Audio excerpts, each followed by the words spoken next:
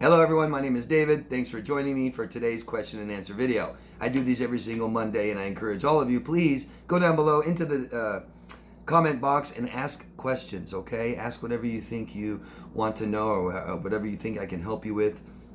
These videos are centered around emotional abuse from narcissistic people specifically. So the best way to heal is to understand and talk and learn what happened to you so it feels better. So please ask questions.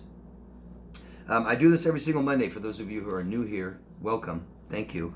I do these every single Monday, and I'm answering questions from last question and answer video from last Monday. So any questions you have, go down into the last question and answer video I made from the last Monday, and ask a question and come back next Monday and check in for your answer and let me know. Let me know if I missed your question. Let me know if I didn't understand it, if I misunderstood it, or if you don't understand my answer. Please keep a little dialogue here and keep asking me, okay? Give me plenty of details and stuff so I can answer your questions better, okay? So I make recommendations every single week. This week, I'm in America here, and this country is going through a little economic crisis with what's going on in the world and because of our leadership. And I'm guessing a lot of you watching this video, anywhere in the world you are, might be suffering from financial problems, and not just because of world issues, global issues, but because coming out of these relationships, emotionally abusive, traumatic, neglectful relationships, typically we seem to have financial problems. So what I did is I just came up with some recommendations for things that you guys can do that are cheap, fun, entertaining, maybe even help with social anxiety a little bit. A lot of you guys have some social anxiety, and the best way to cure that is to be social, more and more and more social till we break it. So cheap fun, things like this, outdoors. Go outdoors. It's free. It's free, and it's so healthy and so good for you. Not just to breathe fresh air, but to be stimulated with what's going on out there. Staying still, not moving, is one of the worst things you can do when recovering from trauma. One of the best things you can do is keep moving. Just watching things go by you is so much more stimulating than maybe on a treadmill, not moving, okay? So get outdoors. You can walk, you can hike, you can ride a bike, you can go camping. You can even camp in your backyard with your family. Rafting, you can buy a cheap little raft and paddle around a lake or a river. I actually have a lot of fun doing that, believe it or not. You can pick fruit. Most places we live in, there's some kind of fruit, whether it's a berry or whatever. Visit your libraries, galleries, things like this. Some of these things are totally free if it's not just a little cheap, a little bit of money. Go to parks, visit your parks. You can barbecue at your parks. You can have picnics, stuff like this. You can play yard games. There's all kinds of games that you guys can buy online. They're cheap. Whether it's like bowling. You have the big bowling pins that sit on your yard and you bowl out in your yard, or life-size Jenga and things like this. There's all kinds of things. You can get a cheap little bag that has, badminton, volleyball set, and it's cheap. I'm serious. You can visit sports games that are free. Whether they're baseball, softball games going on at local parks, or high school games, stuff like this typically are free. You can visit cafes and coffee bars and hang out. These just feel better, guys. Okay? We are social animals, and it just feels better to be around people. And I know that this thing says, no, David, isolate. I want to be by myself, and I understand that, and you can do whatever you want. Okay? But I promise you, it's better for us, and it feels better to be around people. Okay? Petting farms, petting zoos. There's all kinds of different little things, avenues you can go down to go visit animals and pet animals. Whether it's people's own ranches and farms, or literally just petting zoos and petting farms. They can be free or very cheap. Good things for children. You can visit animal shelters and help out with dogs and cats. You can go bowling. Bowling's really cheap. It's one of the cheapest things to do. It's extremely cheap. Tennis, outdoors at parks here in the States, most parks, or not most parks, but most major cities have free tennis courts you can play on if you find them. And that's another thing. Get out and search what's in your community. The city I lived in the most of my whole life, I didn't care for my whole life, and I wanted to leave. And so what I did is I searched and found out every little thing there was to do in the city I was in that I didn't want to live in anymore. And I thought it would just be a good way to leave. I've done almost everything there is to do in this city. I'll feel better about leaving. I gave it a real good try, right? These are the reasons I don't want to live here. But in doing so, I found out all these amazing things that you can actually do. I still left, but but I did them. I did almost every little thing there was to do in the city, and I was amazed at how many things there were to do that I had no idea about in the decades that I lived there. So explore your community, your city, find out what's out there. There's community pages. And it's always evolving and changing. So go find out what's in your community. You can visit museums, planetariums, South Park. Those can be pretty cheap. Jumping gyms for your kids or for mom and dad or you. Jumping gyms. Typically, you can go find these things. They might be $5. You know, whether it's the ball pits and the jumping on things and swinging and all these and climbing and all these things. Meetups. Meetups is an organization, and it's not a dating site. It's whatever you pick an activity you like to do and see if there's an organization or a group in your community that does this, and you can do that with them. And it's just, I think it's one of the greatest things ever made, that exist, because it's just a way for everybody to find some group that does something that you like to do, that you're interested in. Groupons. I know a lot of you guys know what those are, but some of you don't. Look online and search for online deals and savings and certificates and coupons, and use Groupons where you can go with groups to where it's so cheap it's almost free. 365 Tickets is another website you can go look for cheap stuff. Go on sightseeing, tours, stuff like this. A lot of you, like I said before, don't even know what's in your community, your city. You don't even know that there's cool little things to see. Some of the sightseeing you can do is on your own and is free. A lot of history. Every city has some kind of history. What's the history in your city? Do you know? Could be interesting. So that's some ideas I came up with, and I please encourage all of you, please, if you could, maybe come up with something that you know that's cheap, free, easy to do, involves other people. Okay? Thanks. All right, let's get into the questions. I'll just move that. And the first one is from Runnings Rage. And all of you, please, if you could, tell us your location. Let us know where you are in the world. You can be totally general, no addresses. Let us know. Thanks. I have some questions. Hopefully I have some answers. When you have two narcissistic parents, is one always the enabler? No. Just because you put the word in there, always. Typically, not all. Not always. You can have two narcissist parents. You can have a couple that literally both have narcissistic personality disorder, and you tend to have the overt and covert. It's a dynamic. I made a movie or a video about it not too long ago, but no, not always, but typically. And this is something that that can vacillate or change, right? So you've got one overt, one covert that enables the overt all the time, and then that might change. There might be different environmental factors that make this dynamic change every once in a while, okay? Because narcissists, man, everything about them is not stable. Their egos go up and down. Their self-esteem is all determined by other people and so they can do this to each other and build each other up and knock each other down according to what they need personally out of the other. So it's easy to say no when you said always. Which parent is more likely to be an enabler? You said dad or mom? Yeah, I mean, if you're looking at statistics worldwide, I guess because men are typically more narcissistic, because we're more immature, things like this. So I guess there might be more narcissistic fathers than mothers, and so then the mother's more enabling. I can see that. with women. I would believe that anyways.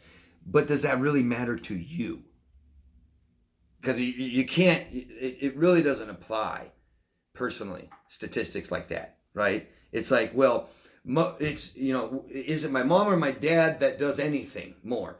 Well, typically it's the father. Well, does that mean that's with yours? No, it doesn't matter. So why do narcissistic parents work together to team against their kids while also blaming each other?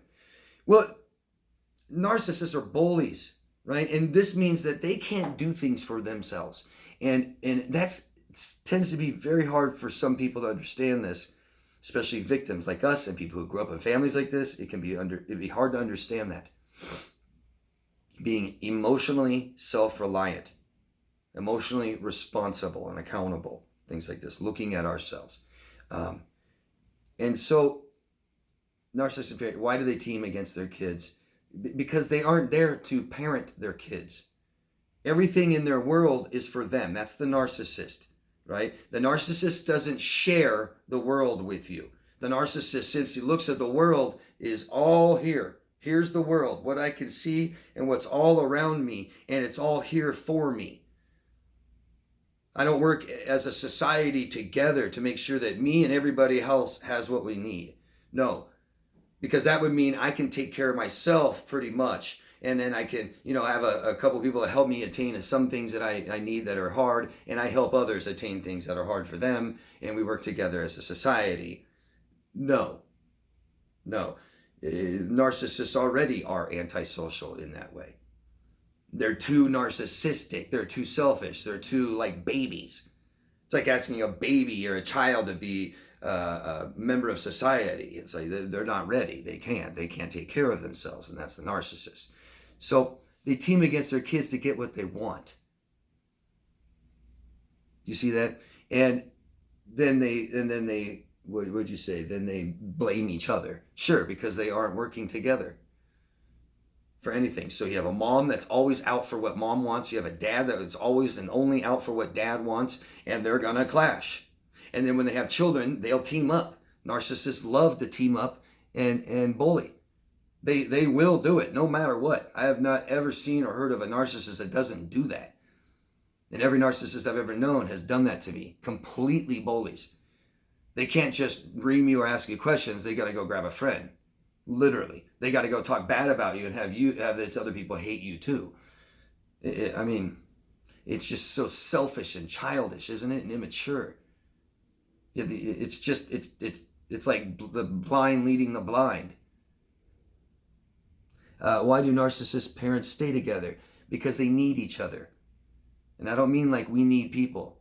No, be careful how you say that. I'll never tell somebody in my life, not anymore, I need you. Oh shit. What does that mean? I need you. That means I'll die without you. Huh? No. I have emotional needs that must be met in relationships I have with people. Those are my needs, not you.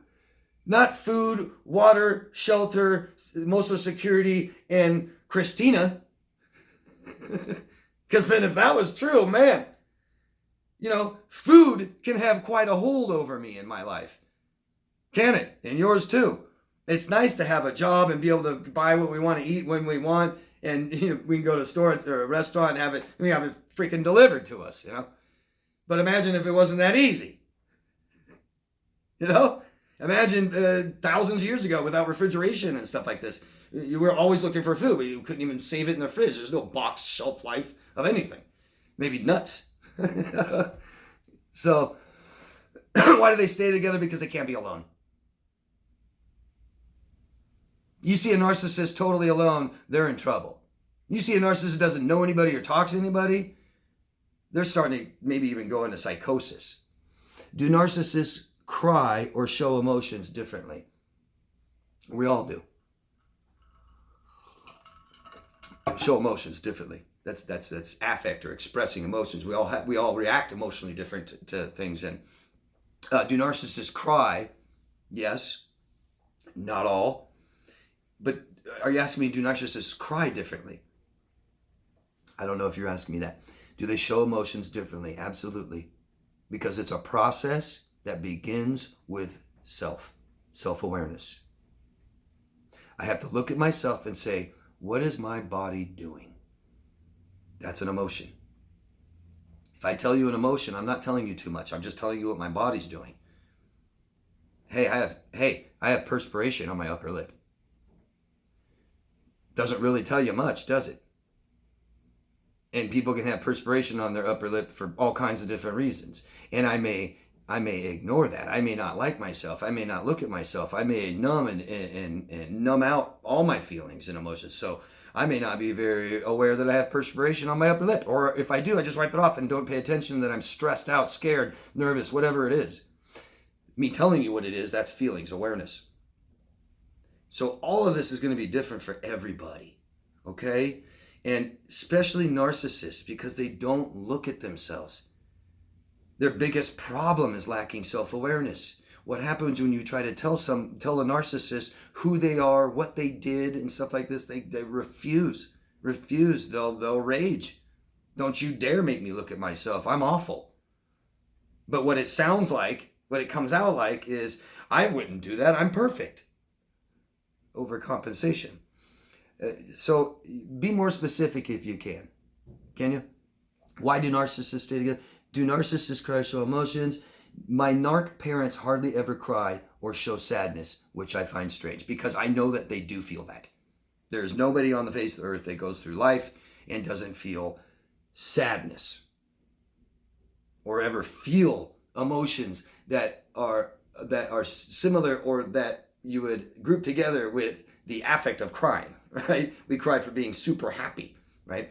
Are they ever super happy? So that process, it shows you when people don't ever cry or show sadness and you know they're upset or stressed, they even tell you and then they smile and yeah, that is complete lack of self-awareness. So I look at my emotions, I go, what is my body doing? Well, and there's no formula. If I say the feeling is going to be anxiety, you and I, and all of you, we don't feel anxiety exactly the same. Our body doesn't do exactly the same, and there's different levels. And so I can describe what my body's doing is this. You know, I've got my hair standing up on my arms. I got a lump in my throat, perspiration on my lip, and I, whatever. What does that mean to me? That's my own self-awareness. Nobody else can tell me. Don't you tell me what I'm feeling. Then you're telling me who I am. You don't know. You need me to tell you. I may not be very self-aware. Okay, so this process starts with looking at myself, my body, how am I feeling, stuff like this. And narcissists don't do that. Okay, so just like drug addicts, right? If you're a drug addict and you take drugs every day, I don't care how it started. I don't care if it's because of pain. I don't care if it's because of this or because of that. You're numbing pain. And that could be body, that could be physical pain or emotional, which is the same message to our brain. So if I'm taking drugs, I don't like how it feels. I'm not processing it. I'm not saying, hey, man, I feel like this. What can I do about it? Well, I can do this about it, and then I go do something about it, and then I feel better. Nope, I'm going to take drugs because I don't like how I feel. I'm just going to try to ignore it. And we've all done this, right? Anger is the big one, right? I should have said something earlier, but I exploded because I felt angry and didn't do anything about it. Felt angry, didn't do anything about it. Felt angry and didn't do anything about it. I'm numbing out. I'm ignoring it. I may drink. I mean, just hit something and not tell anybody. And, I'm going to keep it inside. I hope I answered your questions. Let me know. Okay. Keep a dialogue. Like I said before, just keep asking me. Let me know, if you didn't understand what I said and give me more details. Maybe I can help give you a better answer. Thanks. Jennifer from the United Kingdom. Hi, Jennifer. Why in trauma do we disconnect from life? So trauma would be emotional trauma, not physical trauma, like my arm got cut off, right? Emotional trauma is overload. Okay? It's overload. And we know this with children, right? Children have memory blocks because it was just too intense, and children can't help themselves and save themselves. Can they? I mean, the ultimate fight or flight, the ultimate thing that we know what to do with danger is to fight it, eliminate it. If we can't, we run. And children just can't do that, okay? There is no other choices. Here's trauma, take it. Mom and dad aren't going to save me, pull me out, away from it, take it. And then it's too much sensory overload. And so our brain, boom, We may completely dissociate and not even remember. All right? We may never remember.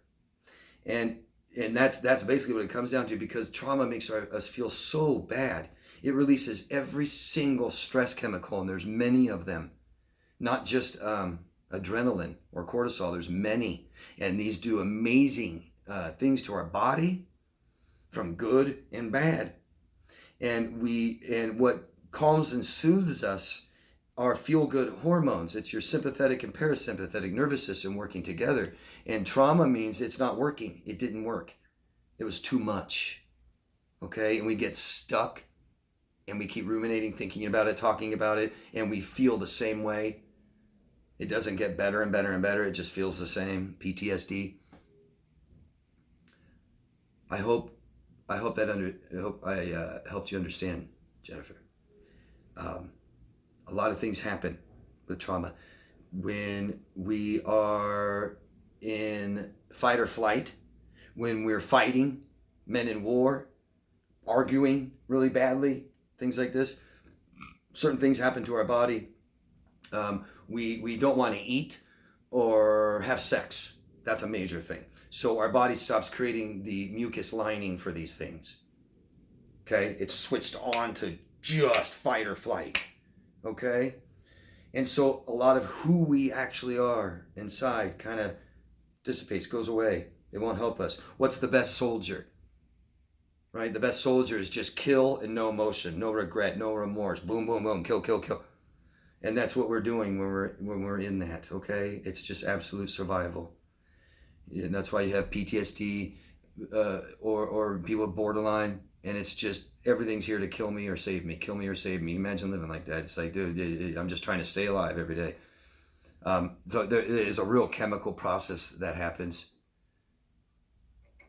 Jennifer, here I wrote down here, because we don't know how to save ourselves, sensory overload, shame and guilt.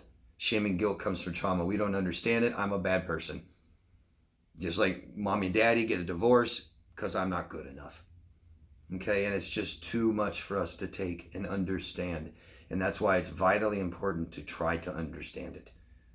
Because that's the only way our brains say you have some control and some power to never let this happen again. And when you have somebody saying, I don't know how the most traumatic thing in my life happened, I don't know why, which means I don't know how to avoid it, and they are